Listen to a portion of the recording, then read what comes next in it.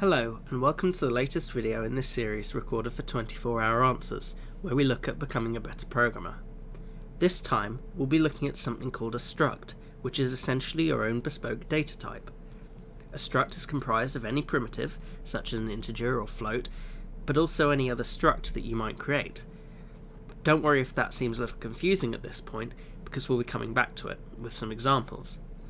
In this video, we're going to look at how you define a struct, then how you instantiate it, and finally how you might manipulate it. To begin with, we'll look at how you actually define a struct. So the first thing you need to do is above your main block, which I've prepared here, enter the word struct as if you were defining any other variable type, although notice we're outside the main block here, and then name it. So here I'm going to use a room. Note the double braces and the semicolon after the final brace. Within that, I can define any member of the struct. So in this case, we want the dimensions of the room that we're defining.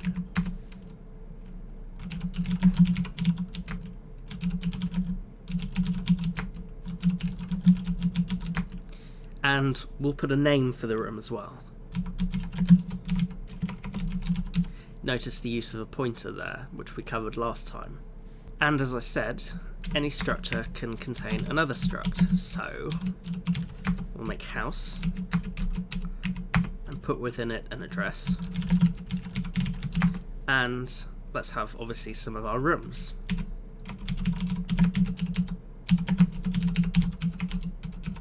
Now notice here that this is an array of pointers, so what we have is 10 pointers, each of which will point to a room. So of course remember that a pointer is an address in memory, so we'll have the address in memory of 10 rooms, or up to 10 rooms. So fairly simple. The only thing you might want to bear in mind is to remember to put your semicolon and where you might want to position these. If you're running a project across multiple files, you'll also find if you tried to do this configuration, for example, if you had house above room, when it was compiling, it wouldn't let you compile house because room had not yet been defined.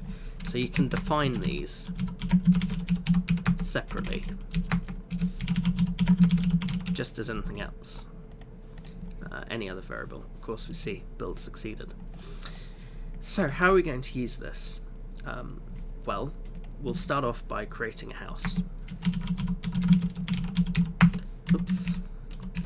So I've made a house called H, and I'm going to set the address on that house as, I don't know.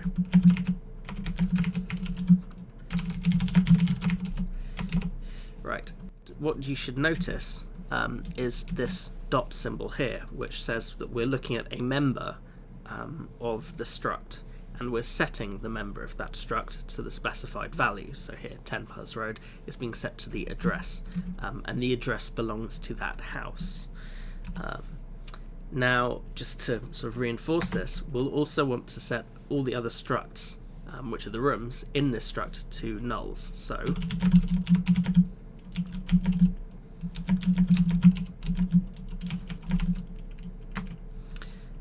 and we'll say each room in rooms. So we're looping through 1 to 10, 0 to 9 specifically, and we're setting each of these to null. So again, notice the point says that we're looking at the members of H, which is a house, and IntelliSense here will provide the address or rooms or the members, and equally when we create rooms, we'll see that the same thing is provided. Now, the next thing we'll do is create a room. So we'll create a hallway, and we'll set the dimensions, again with dot.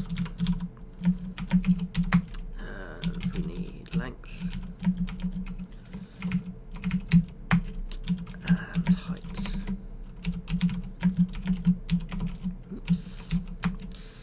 And finally the name, which is of course going to be hall. Okay, good. Now, the next challenge we have is to put this room, hall, as part of the house. So obviously it's going to be one of the rooms. So if you were thinking we need to access the member rooms, you're correct. And we want to set this in the array as the first room, so that's index 0. And because we are using pointers up here to rooms, notice the asterisk, we need to dereference that as hall. If you're having trouble remembering any of this, you should go back and review the pointers video, because it is a fundamental key concept. And then what do you want to do? Well, let's print out this house. But rather than just write the code here, let's create a new function which just prints houses. It does no other job. So print house takes a house, which we'll call h. Well, we'll call house just to be less confusing. And so we want to print the house's address.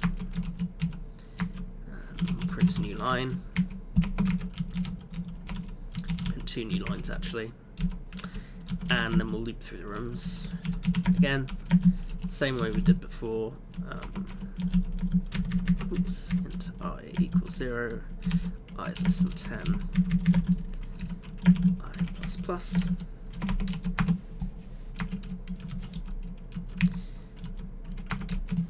And we'll say if house.room in the ith position is not null, because you remember we set the rest of the rooms to null, but we only want to print the ones that we've actually assigned to, otherwise essentially we'll get null reference exceptions and the program will crash. So if that's null, let's get the room, which you could shortcut this process, but this is the easiest way I think you'll find, is to keep everything clear like this, and then printf room number, and then we'll print the name. And obviously you could print the name of the dimensions of the room or anything else, but we're going to go with the name. Oops. I should build. Yes, house.rooms. There we go, build successful. And then the last thing is to use this in the main method. We need to, of course, declare the function. And here we go, print house. Oops.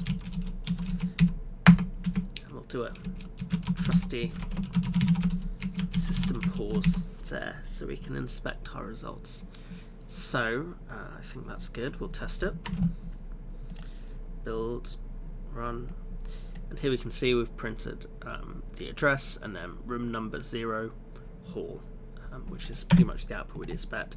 I suppose you'd want to say I+1 really if you were displaying this to a user of your system. So that's all well and good. Now, one technicality is if you are using a pointer, as we have used with our rooms, and you are going to use them directly, so you're not going to dereference them like this, you'll be looking at using house.rooms this construction here, this arrow construction, and you'll find this as well in C++ when you're using classes. Essentially it differs in no way from the dot symbol, and you should just remember when to use the dot and when to use the arrow here.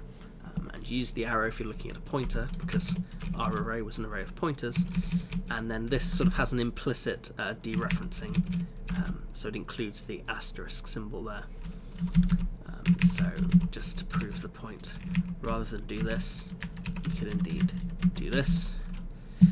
Just gone over one line. Not very nice, but can I fit it on one line? Yeah, there we go. Build, run that. Same thing here. 10 Palace Road, room number 1, the hall. So when we've done that, we might want to, rather than have to manually create blocks like this to create rooms, why don't we make a method, and that method will return to us a room given some specified parameters. So we want a function that returns rooms, returns rooms and pointers to rooms. Create room, and we'll want a name, pointer to a name, a string. We'll want a width, length, height again. So what we do, we'll say, okay, struct room r, and then we'll say r.width equals width, r.length equals length, r.height is height, and then finally name equals name. Now you will actually get used to something very similar to this, which is a constructor. Now don't worry too much about what a constructor is right now. It's something to do with classes and objects, but you'll see this pattern of code, essentially a method that creates an object time and time again in programming. So then we want to return our room. Oops. Whoops, of course, this should be... In the real world, you'd have to be careful with this kind of arrangement, essentially because you're returning a local variable's, a pointer to a local variable here. And there's a number of ways that you could get around this if you wanted to make it more robust. For example, you could pass in a struct here, which is used. You could be using static objects, various things. Just remember that we're sort of illustrating the concept here, and to use it in a very sort of secure system, you'd have to take care, because you have to worry about being able to clean up all these pointers at the end, since each one points to memory. In fact, the only reason that we're using pointers is for our own convenience, so we can just stick it straight in, but what we can do is return the actual struct itself. That's perfectly fine, because remember, a struct is just a data type, and then we could write, rather than being able to write this on the keyboard, equals create room, I don't know, just say 20, 29, which wouldn't work because we're assigning the, it won't work, but we need to define our method up here, so flat height. We'll find that we can't assign, the struct that's returned as a pointer, so we'd have to get the address of that pointer before we could run this. And indeed, here we get our hall, room 2, lounge. Not very attractive, so put new lines in. And there we go. Our second room is created. Now, you might ask why you want to do this. You could just sort of copy and paste this code. Technically it's true, you can, but what you'll find is if you're creating a lot of rooms, not only will that get very tiresome, but you'll have mistakes that creep in, and worse. Let's say down the line you're working in a company and your boss says, well, actually we've put new coding standards in and all member variables like this should start with capital letters. You'd have to go through and change all of these. If you were using this sort of create room arrangement, you just have to change it within the create room method. Just small things like that, which essentially amount to best practice. So there we go. Now, again, if you've got any questions, feel free to post them afterwards, and I'll get back to you as soon as possible. Thank you very much.